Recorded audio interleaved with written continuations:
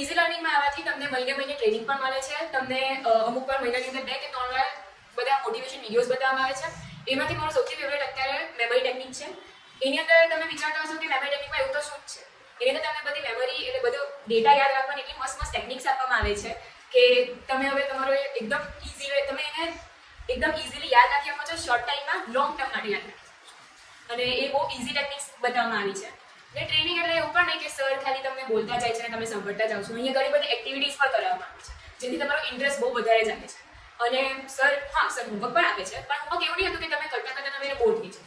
તમને એવું મળે છે કે તમને એક્સાઇટમેન્ટ રહે કે હું ક્યારે હોમવર્ક કરવા બેઠો, ક્યારે મને રિડિક્યુલસ વેમાં બધા આન્સર્સ મળે, બધા ટાઈપ્સના તમને ટેકનિક્સ કહેવામાં આવે છે. એને તમારે ઘરે જઈને પ્રેક્ટિસ કરવાની. તો મને આ ટેકનિકથી બહુ વધારે હેલ્પ થયેલી છે.